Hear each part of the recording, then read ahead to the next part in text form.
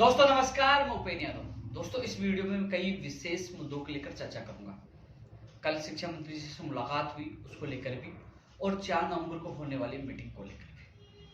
दोस्तों सबसे पहले मैं चर्चा करूंगा 4 नवंबर को जो हमारी मीटिंग है।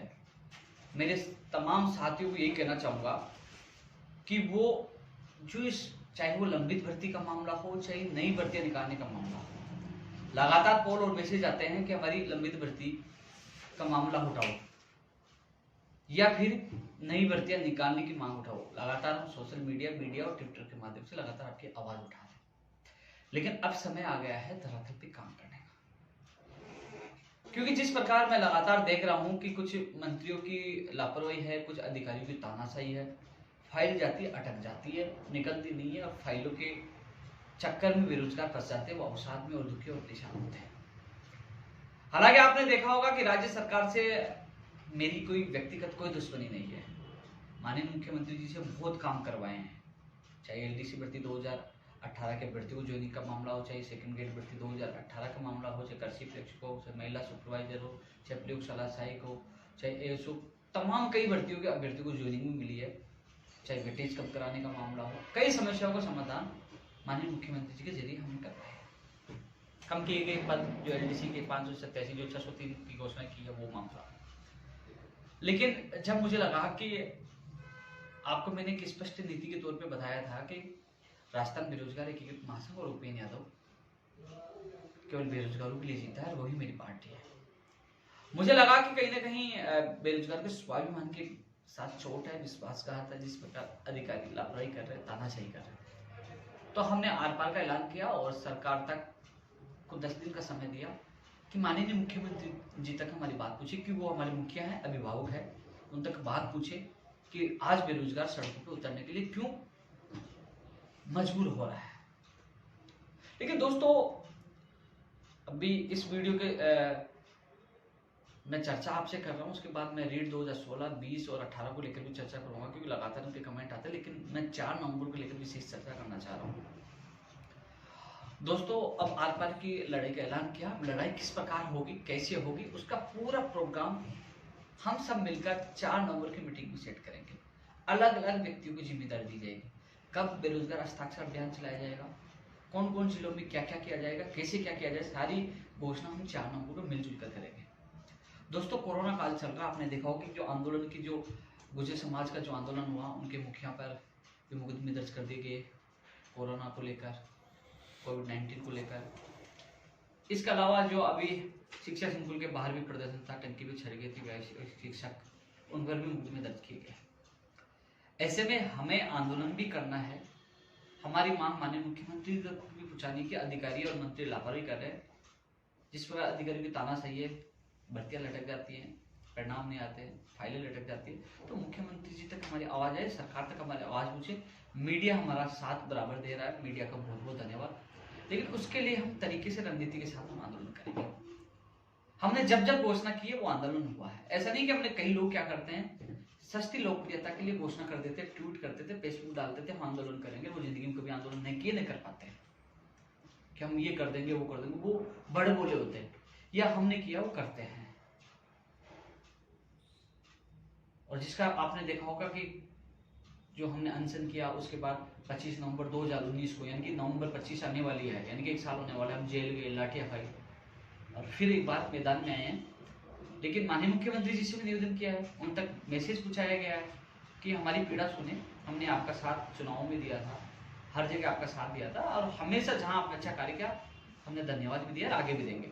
लेकिन जिस प्रकार जिस नियमों को लेकर कि ऐसे नियम बने हुए हैं, चाहे बाहर राज्यों का कोटा समाप्त करने का मामला हो, चाहे राजस्थान का सामान्य ज्ञान देने का मामला हो, चाहे कई जो तमाम भर्तियों की संगतियां करे, वो अधिकारियों को लापरवाही इसलिए मुख्यमंत्री जी से मुलाकात हो तो हम कहें कि वास्तव में इन समस्याओं का निस्तार ऐसा हो सकता है और इसके अलग से एक आयोग बनाया जाए, तो बेरोजगार अपनी बात रख सकता है, अपनी पीड़ा बता सकता है। लेकिन मुख्यमंत्री जी से हमें मिलने नहीं दिया जाता। लगातार मैं प्रयास कर रहा था, अब जब प्रयास असफल हो गए, मिलने का समय नहीं दिया गया, तो हमने आंदोलन की घोषणा की है।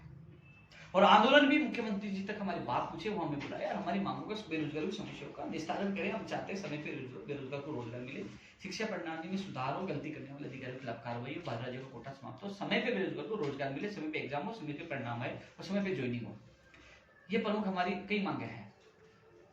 इस वीडियो के माध्यम से चाहे वो नर्सिंग भर्ती 2013 वाले हो, चाहे एनएम इंजीनियरिंग जो 2013 हो, पंचायत राज एलडीसी वाले हो, चाहे आयुर्वेद नर्सिंग भर्ती वाले हो, चाहे एएन भर्ती वाले हो, चाहे रीड 2020 वाले हो, 16 वाले हो, चाहे 17 वाले हो, चाहे वो तमाम वो भर्तियां हो, चाहे ऊर्जा विभाग में नई भर्ती निकालने की मांग करे, चाहे जेमिनियल वाले हो, चाहे पंचायत राज जैन भर्ती वाले हो, कंप्यूटर शिक्षक वाले हो, नई स्कूल व्याख्याता वाले हो, जूनियर अकाउंटेंट वाले हो, सूचना सहायक वाले हो, तमाम वो भर्तियां हैं, मैं सबका नाम नहीं ले पाऊंगा। उन सभी मेरे अभ्यर्थियों से निवेदन है, एक या दो प्रतिनिधि मंडल यानी कि एक या दो लोगों के साथ 4 नवंबर को सुबह 10 बजे राजस्थान बेरोजगार एक महासंघ कार्यालय पहुंचे। हम सब मिलकर एक बड़ी रणनीति के साथ गांधीवादी तरीके से हम एक आंदोलन को प्रारूप देंगे, घोषणा करेंगे, कब से क्या करेंगे और उसके बाद हम मीडिया के सामने घोषणा करेंगे। तो हम सब मिलकर बैठकर 4 नवंबर को, हालांकि मौखिक रूप से खाका तैयार कर लिया गया, लेकिन आप लोगों की सहमति से कि हमें कैसे कैसे किस किस को क्या जिम्मेदारी दी जाएगी उसकी घोषणा 4 नवंबर को की जाएगी। तो सभी साथियों से निवेदन है, फिर मुझे ये मत कहना उपेंद्र यादव हमारी आवाज नहीं उठा रहा, हमारी भर्ती का नाम नहीं ले रहा, हमारी भर्ती को भूल गया, चाहे वो नई भर्ती निकलवाने की मांग हो किसी विभाग में, चाहे वो लंबित भर्तियों पूरी करवाने की मांग हो, चाहे परिणाम निकलवाने की मांग हो और चाहे वो ज्वाइनिंग की मांग हो, वो तमाम अभ्यर्थी 4 नवंबर को सुबह 10 बजे राजस्थान बेरोजगार एकीकृत महासंघ कार्यालय पहुंचे। हम सब मिलकर एक रणनीति बनाकर एक बड़ी घोषणा करेंगे, फिर आर पार की लड़ाई लड़ेंगे। अब हमने सही समय पर यह चुना है, मेरी सरकार से कोई भी व्यक्तिगत दुश्मनी नहीं है, मेरे तो अच्छा व्यवहार था, सबसे अच्छा था, लेकिन जब जब मेरे बेरोजगारों के स्वाभिमान को चोट पहुंची है, जब उनके आंखों में आंसू देखा है, मुझे लगा कि उनके साथ गलत हुआ, तब तब मैं सब कुछ भूलकर अपने रिश्ते भूलकर उन लोगों के साथ आया हूँ। चाहे जो लोग नए लोग जुड़े हैं उनसे मेरा निवेदन है वो पिछला रिकॉर्ड उठा के मेरे फेसबुक देखिए। मैं भी जब हमने पूर्ववर्ती सरकार को हमने समर्थन दिया था, तलवार दी थी, साथ घूमे थे, ऐसे ही फिर हमें लगा कि वो हमारी मांगे नहीं हुई, अधिकारी लटका, तो पूरे 5 साल उस सरकार से लड़ते रहे, इस सरकार को समर्थन दिया और हमें लगा कि अधिकार लाभ, तो फिर मैदान में आए थे।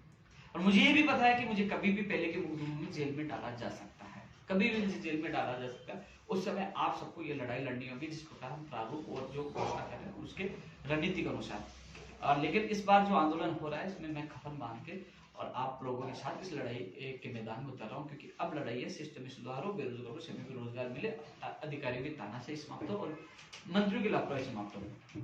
ये तो 4 नवंबर को। मैं चर्चा करना चाहूंगा रीड 2020 को लेकर। दोस्तों, आपको सबसे पहले जो 11 लाख बेरोजगार इंतजार, उनको मैंने कहा कि फरवरी में आपके एग्जाम हो सकते हैं सबसे पहले, और जो विसंगति आती है आरटेट में 70-30 वाली, उसको 90-10 करवाने का काम भी हमने किया है।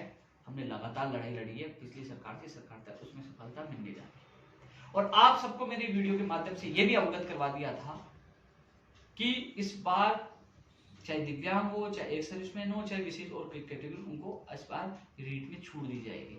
वो आपने मीडिया के माध्यम से पढ़ भी लिया होगा, सबसे पहले आपको हमने अवगत करवा दिया था। और अब दिवाली से पहले आपकी विज्ञप्ति जारी हो सकती है, प्रोसेस में है और कार्य चल रहा है। पूरी कोशिश की जाए जल्द से जल्द विज्ञप्ति जारी, उसके लिए हम प्रयास कर रहे हैं, लगातार प्रयास किया, धरातल पर प्रयास किया। ट्वीट करके छोड़ने से कुछ नहीं होगा, भागना भी पड़ता है, भागते भी है। इसका परिणाम यह है, हालांकि माध्यमिक शिक्षा बोर्ड के संबंधित अधिकारियों से मेरी संदर्भ बात ही बोली कि शिक्षा संकुल को जो मीटिंग होने वाली थी वो मीटिंग कैंसिल होने के कारण अभी हमें निर्देश नहीं मिले, लेकिन जल्दी हमारी पूरी तैयारी है। अब एक और मीटिंग हो सकती है, हमें जल्दी निर्देश मिल जाएंगे तो हम जल्दी ही विज्ञप्ति जारी कर दें, लेकिन संभावना दिवाली से पहले आपकी विज्ञप्ति जारी होने की है। डेट 2020 को लेकर फरवरी में आपकी एग्जाम प्रस्तावित है। जो हमने बताया, जो अधिकारी से बात हुई और जो मंत्री जी ने बताया, फरवरी के लिए आपने उनका बयान भी सुना होगा, लेकिन हम प्रयास कर सकते हैं। दोस्तों, मेरे 11 लाख बेरोजगारों को कहना चाहूंगा कि आप वीडियो भी अच्छी तरह देखा करो। लोग कॉपी पेस्ट करते हैं, लोग उसी की कॉपी करते हैं जो हमने किया है, लगातार प्रयास करते हैं, लेकिन इन लोगों से बचकर रहना। केवल ये लोग आपको भ्रमित करते हैं, धरातल पे काम करने वालों को आपको साथ देना चाहिए। आप सभी से मेरा यही निवेदन है। इसके अलावा मैं रीड 2018-16 को लेकर विशेष चर्चा करना चाहूंगा। जो तमाम मेरे साथी इस वीडियो को देख रहे हैं, 2018 में क्या टेक्निकल समस्या थी, कुछ लोग करने लगे हमारी फाइल पे टेक्निकल समस्या थी क्या, टेक्निकल समस्या क्या है, वो अनर्गल बातें ग्रुपों में कर रहे थे। उन लोगों को मेरा यही जवाब है, टेक्निकल समस्या ये थी कि माननीय मुख्यमंत्री जी ने 3 सितंबर को आपकी एक और सूची जारी करने की घोषणा की। घोषणा के बाद शिक्षा विभाग से फाइल की 6 महीने के रूल्स में शिथिलता के लिए कार्य विभाग में, लेकिन बाद में मामला पाया गया कि 2016 2018 फर्स्ट लेवल और सेकंड लेवल सबका मामला समान है, एक और सूची का मामला है। ऐसे में उन्होंने ये लगाया कि सभी की सूची जारी हो, अन्यथा सभी की सूची नहीं जारी हो। एजुकेशन सेक्रेटरी साहब से मैं मिला, कार्यविभाग के सेक्रेटरी साहब से मैं मिला, एजुकेशन मिनिस्टर गोविंद सिंह डोटासरा जी से मैं कई बार मिला, सीएम सचिव साहब से मैं मिला, लगातार प्रयास किया था। एक बार ये पूरा मामला नेगेटिव हो चुका था। भाग दौड़ के बाद मैंने पूरी मजबूती के साथ, पूरी ताकत के साथ माननीय मुख्यमंत्री जी ने घोषणा की थी। शिक्षा मंत्री जी पहले आपके पक्ष में नहीं थे, अभी जो हमारा प्रतिनिधि मंडल गया था 10-12 लोगों का, उन्होंने साफ कह दिया था कि मैं पुरानी भर्ती की सूची निकालने के पक्ष में नहीं था, आपने मुख्यमंत्री जी से घोषणा करवा ली। लेकिन मुख्यमंत्री जी ने यह भी नहीं निकाला, कहा कि आपने घोषणा करा दी तो मैं नहीं निकालूंगा। उन्होंने कहा कि मैं आपके साथ हूं, उन्होंने पॉजिटिव रेस्पॉन्स दिया है। लेकिन उन लोगों के मुंह पे तमाशा था जो लोगों को गुमराह कर रहे थे कि हमने उनसे कहलवा के, उनसे बात करवाकर हमने सूची जारी करवा दी, जबकि माननीय मुख्यमंत्री जी घोषणा थी और उन घोषणा पर शिक्षा मंत्री जी भी साथ हैं। दोस्तों, जो टेक्निकल समस्या यही थी कि 16-18 लेवल फर्स्ट की भी लेवल के साथ निकले। संबंधित जब अधिकारियों से बात की तो उन्होंने कहा कि हमारे हाथ में कुछ नहीं, इसमें केवल सरकार को फैसला लेना है। मैं एजुकेशन सेक्रेटरी से कई बार मिला हूं, कार्मिक सेक्रेटरी से मिला हूं और सीएम सेक्रेटरी से मिला हूं। लेकिन इसके बावजूद भी देखिए कुछ लोग क्या करते हैं कि भैया हम काम कर रहे हैं, वहां जाते हैं दरवाजे के बाहर फोटो खींच के डालते हैं कि हम काम कर रहे हैं। जब अधिकारी स्पष्ट कैसे कह चुके हैं कि इस पर सरकार को ही निर्णय लेना है, तो वो केवल आपको ये दिखाने के लिए कि हम काम कर रहे हैं। चाहे 2016 हो, 2018 हो, चाहे संस्कृत विभाग वाला मामला हो, सबसे बड़ी जो विसंगतियां है ना, लोग अपने नाम के लिए, वाई के लिए उन बेरोजगारों के भविष्य के साथ कुठारघात कर रहे हैं, उनके साथ धोखा कर रहे हैं। मुझे नहीं चाहिए श्रेय, नहीं चाहिए वाई, केवल लिस्ट आ जाए तो हजारों बेरोजगारों का भविष्य सुधर सकता है, उनके सपने साकार हो सकता है। अब वापस 2016 के लिए मैंने पूरी ताकत लगाई है। माननीय शिक्षा मंत्री जी सहमत है कि 2016 की एसएलपी वापस हो, 2016 की भी आए, 2017 की भी आए और 18 लेवल फर्स्ट और सेकंड की आए, जिस पर अधिकारियों ने रिमार्क लगाया था कार्य विभाग से। उसके बाद फाइल नेगेटिव थी और सरकार के पाले में गिरदारी थी। 25 नवंबर 2019 को जो आंदोलन हुआ था, उसके बाद मुख्यमंत्री जी ने एक कमेटी का गठन किया था, जिसमें सुभाष गर्ग साहब भी थे, बीडी कल्ला जी भी थे, सुखराम बिश्नोई जी, और उस दौरान राजेंद्र यादव जी से मेरी बात हुई थी। उन्होंने मुझे तमाम आंदोलन को लेकर मेरी चर्चा होती, बात हुई, तो उन्होंने 3 मार्च को माननीय मुख्यमंत्री जी से मेरी मुलाकात करवाई थी और उन्होंने कहा था कि आंदोलन से कुछ नहीं, वार्ता से मुख्यमंत्री जी पॉजिटिव आपके काम होंगे। उसी को लेकर कल मैं सुबह माननीय मोटर गिराज मंत्री राजेंद्र यादव जी के पास गया। मैंने कहा कि साहब, आपने ही मुलाकात करवाई थी, आपने ही कहा था कि आपके काम वार्ता से और माननीय मुख्यमंत्री जी करेंगे, संवेदनशील है। और आज अधिकारी फाइलों पे रिमार्क कर रहे हैं और कह रहे हैं कि नहीं आएंगे, और हम 4 नवंबर से आंदोलन कर रहे हैं। मैंने पूरी स्थिति से अवगत करवाया कि साहब, हमने धन्यवाद दिया, सरकार के साथ सारी स्थिति उनको बताई। मोटर गिराज मंत्री श्री राजेंद्र यादव जी मेरे साथ शिक्षा मंत्री गोविंद सिंह डोटासरा जी के निवास पे गए। मंत्री जी से वार्ता हुई। मंत्री जी ने स्पष्ट कहा कि मैं आपके खिलाफ नहीं हूं, हालांकि लिस्ट के पक्ष में नहीं था, नहीं, मुख्यमंत्री जी ने घोषणा कर दी है, लेकिन इस संबंध में ही मैंने मुख्यमंत्री जी को अवगत कराया था, साहब आपने घोषणा की थी, वो फाइल अटकी पड़ी है। और बोले कि मैं तो चाहता हूं सबके साथ न्याय हो। तो मैंने कहा साहब, 16, 17, 18 सब सम्मान है, हम चाहते हैं 16 की भी एसएलपी वापस हो, उनका भी आए, 17 की भी आए, 18 लेवल फर्स्ट और सेकंड का है। बोले मैं आपकी बात से सहमत हूं, न्याय मिले तो सबके मिले। मैं खुद माननीय मुख्यमंत्री जी से एक बार मिलूंगा, जो विसंगतियां हैं, चाहे एसएलपी लेने का मामला हो, सभी के एक और सूची जारी होने का मामला है, उन्होंने खुद ने कहा कि मैं खुद मिलूंगा।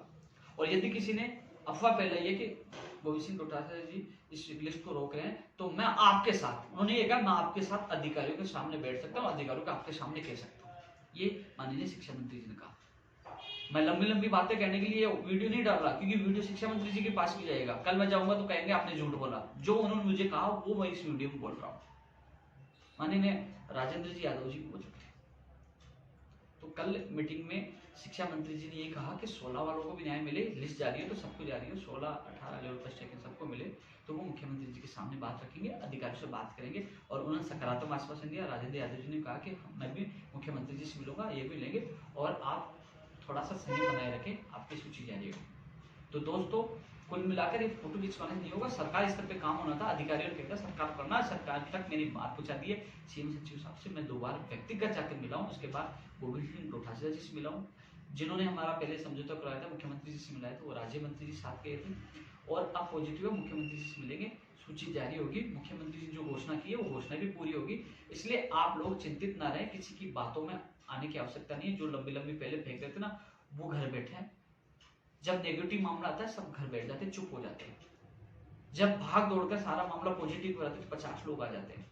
2016 जो अंग्रेजी वाला मामला है, चाहे साइंस मिथ वाला मामला है, अभी तक तो नेगेटिव ही था, कुछ था क्या? पूरा प्रयास सब लोगों ने कर लिया, लेकिन अब वापस आपका मामला पॉजिटिव हुआ है, क्योंकि 18 से ही 16 का रास्ता खुल रहा है, और पूरी मजबूती के साथ आपकी बात रखी है कि साहब सबकी सूची जारी होनी चाहिए।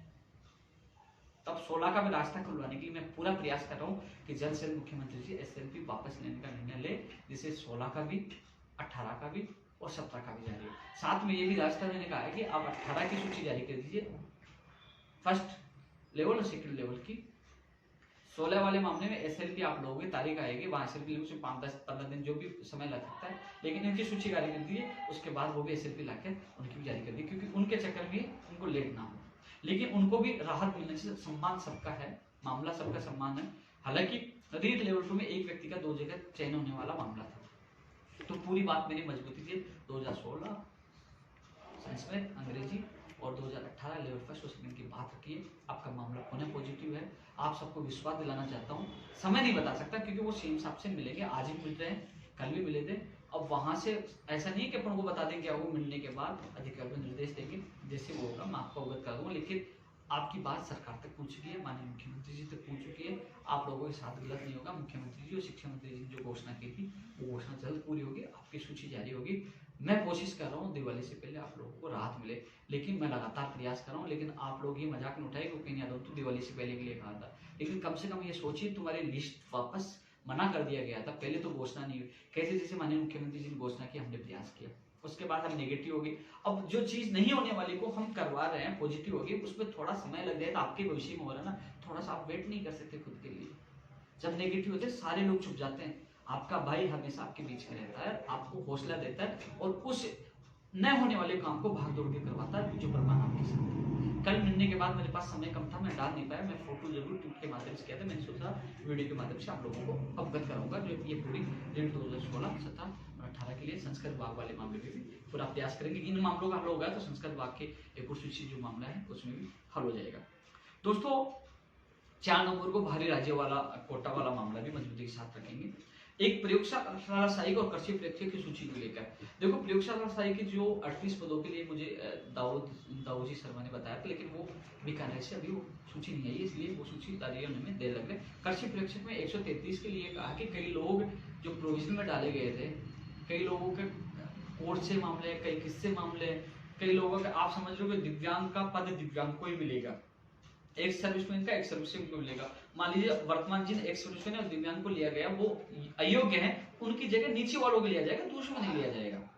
हालांकि वो इस वीक में एक और जो सूची है जिन लोगों को पद खाली अयोग्य पाए गए उसकी जारी होने के लिए उन्होंने कहा कि इस वीक में जारी हो जाएगा। आजकल परसों कभी भी इस चीज में कृषि की जो सूची वो जारी होगी।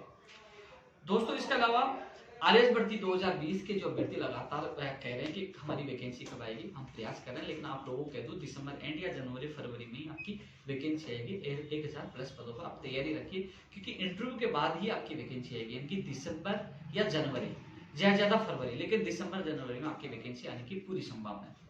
दोस्तों और भी बेरोजगार हैं, कई लोग कहते हैं कि हम लगातार तैयारी करें, कौन सी भर्ती की तैयारी करें, हम हर भर्ती के लिए प्रयास करें, लेकिन उनसे मेरा निवेदन है कि वो ग्राम सेवक भर्ती की तैयारी करें, कि ग्राम सेवक की भी वैकेंसी जल्द आने वाली है, वन रक्षक का, वनपाल की भी तैयारी करें। हम प्रयास करें फायर की डीएलवी की जो वैकेंसी है वो भी जल्द से जल्द है। ऊर्जा विभाग में चाहे टेक्निकल हेल्पर हो, चाहे वो JN की हो, ऊर्जा विभाग में 2000 पदों पर वैकेंसी की क्वेश्चन उनकी भर्ती आए, TRA की आए, तमाम उन भर्तियों की मांग करें। हम लगातार पिछली वीडियो में चर्चा कर चुके हैं नई भर्तियों को लेकर कि जो पद खाली है, चाहे कृषि प्रेक्षक हो, चाहे पशुधन सहायक हो, चाहे PTI फर्स्ट ग्रेड हो, सेकंड ग्रेड हो, चाहे वो तमाम उन भर्तियों की हम मांग कर रहे हैं कि उनकी भर्तियों की विज्ञप्ति जल्द से जल्द आए।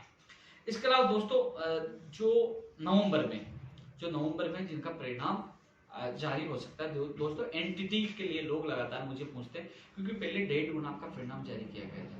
मुख्यमंत्री जी ने कहा कि भर्ती का 3 गुना परिणाम है, जो बार बार विभाग को सूची मंगवाने की आवश्यकता नहीं पड़े तो 1.5 गुना आपका परिणाम और जारी हो सकता है। प्रयास यही है कि दिवाली पर तोहफा एनटीटी वालों को मिले। लैब टेक्नीशियन, रेडियोग्राफर का भी परिणाम जल्द आ जाएगा, यानी दिवाली से पहले आपका परिणाम आ जाएगा। कनिष्ठ अनुदेशक का कुछ परिणाम बाकी है, वो भी आ जाएगा। दोस्तों कंप्यूटर शिक्षक भर्ती के लिए भी हम पूरा प्रयास कर रहे हैं मीडिया के माध्यम से। मीडिया पूरा साथ दे रही है, पूरी मीडिया को बहुत बहुत धन्यवाद। कंप्यूटर शिक्षक भर्ती और नई स्कूल व्याख्याता भर्ती ये भी अगले साल ही आ पाएगी, यानी कि विज्ञप्ति अगले साल ही जारी हो पाएगी।